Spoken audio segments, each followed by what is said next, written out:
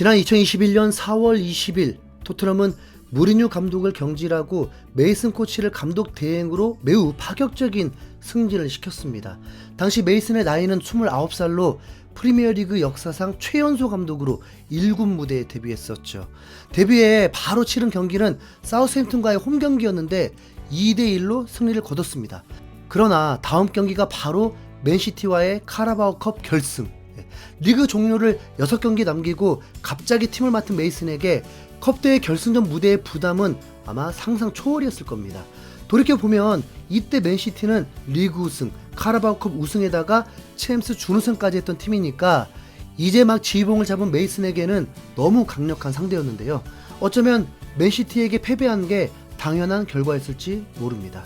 물론 우승을 코앞에서 놓쳤던 그 안타까움은 매우 크지만 그렇다고 20대 감독 대행에게 모든 책임을 뒤집어 씌우는 것도 전혀 말이 안 되잖아요. 오히려 잘못은 이런 상황을 만든 레비 회장과 구단 수뇌부들, 이 높은 사람들이 저지른 일입니다. 솔직히 아직도 당시 결승에서 무리뉴가 감독이었으면 어땠을까 하는 아쉬운 생각이 들 정도니까요. 어쨌든 이후 메이슨 감독 대행은 그래도 반타작은 하면서 총 7경기 4승 3패로 승률 57.1%를 기록했습니다. 예고도 없이 갑자기 최연소 감독으로 데뷔한 것 치고는 이 정도면 꽤 준수한 성적 맞죠? 메이슨 입장에서는 이때가 너무 갑작스럽긴 해도 분명히 좋은 경험으로 남았을 겁니다. 그리고 또 한편으로는 두 번 다시 겪고 싶지 않은 부담스러운 상황이기도 하겠고요. 그러나 놀랍게도 2년 뒤인 2023년 4월 24일에 비슷한 상황이 또 벌어졌습니다. 아니 그보다 더 최악이죠. 그때는 무리뉴 감독이 경질되자마자 감독 대행으로 승진한 느낌인데 이번에는 콘테 감독을 경질하고 그의 오른팔인 스텔리니를 내세웠다가 그마저도 실패하니까 어쩔 수 없이 최후의 방패막이로 나온 느낌입니다. 감독 대행의 대행이라는 말장난 같은 일이 현실이 됐습니다.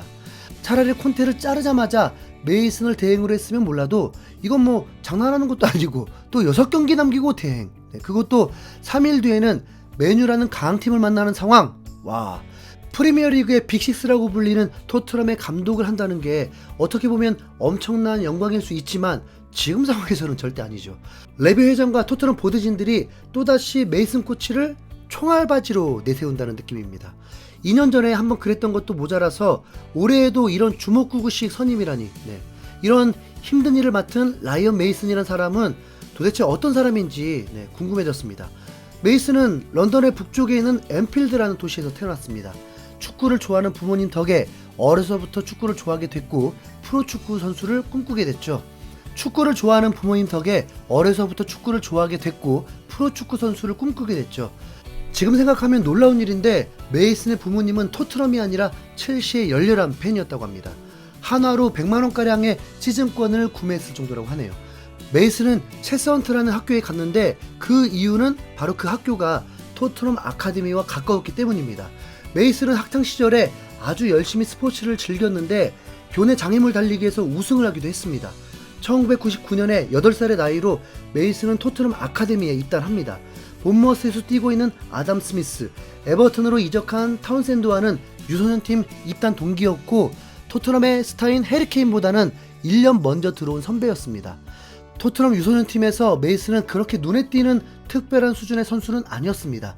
그냥 평균 수준의 선수로 아카데미 졸업을 할 때가 다가왔죠. 그런데 바로 그 해에 메이슨의 잠재력이 폭발했습니다. 08-09 시즌 U18 리그에서 31경기에 나와서 29골을 터뜨리면서 득점 순위 꼭대기에 오른 겁니다. 시즌이 끝날 때쯤에는 무려 42득점을 기록했고요. 이런 활약을 한 메이슨은 스스로도 1군에서 뛸 수 있겠다는 자신감을 얻었다고 하네요.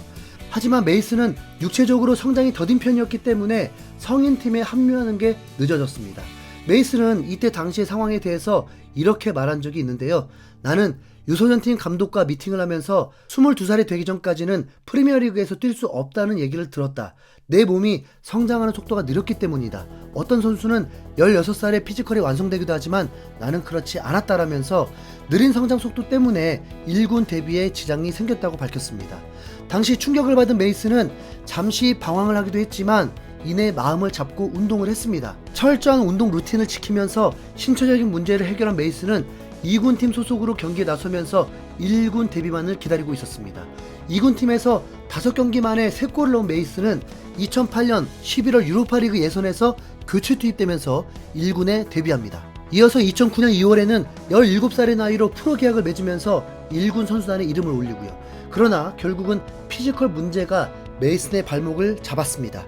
이런저런 팀에 6번이나 임대를 갔지만 이렇다 할 활약을 하지 못했고 부상으로 인해서 3년 동안 뛴 경기가 30경기도 안 될 정도였거든요. 2008년에 유로파리그에서 교체 출전으로 데뷔한 메이슨은 이후 4년 넘게 리그에서 데뷔 경기를 하지 못했습니다. 그랬던 메이슨에게 기회를 준 건 새로 부임한 포체티노였습니다. 포체티노 부임 후에 첫 프리시즌에 미국으로 여름 투어를 갔는데 이때 메이슨이 동행하면서 둘 사이에 첫 대화가 있었습니다. 메이슨은 당시 대화에 대해서 이렇게 말했습니다. 그때 포체티노 감독님과 25분 정도 대화를 나눴다. 그러면서 내가 그동안 팀의 감독들과 25초도 대화한 적 없다는 걸 깨달았다. 비행하는 동안 나는 이게 기회라는 생각밖에 안 했다. 포체티노 감독님과 나는 처음부터 너무 잘 맞았고 그동안 누구에게도 느낀 적이 없었던 강한 이끌림을 느꼈다. 메이슨 혼자만 이렇게 느꼈다면 그냥 단순한 착각으로 끝났겠지만 포체티노도 뭔가를 느꼈나 봅니다. 그해 9월 리그컵 3라운드에서 노팅엄에게 0대1로 지고 있던 후반에 메이슨이 교체로 투입됩니다. 그리고 중거리 포를 터뜨리면서 경기를 동점으로 만들었고 결국 이 경기는 3대1로 역전승을 했죠. 이 활약으로 3일 뒤 북런던 더비에서 유로파 리그에서 데뷔한 지 6년 만에 리그 첫 선발로 출전하게 됩니다.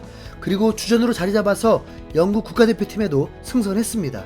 그러나 결국 메이슨은 육체적인 한계를 벗어나지 못했는데요. 거듭되는 부상에 발목을 잡혀서 팀 내 경쟁에서 점차 밀려난 겁니다.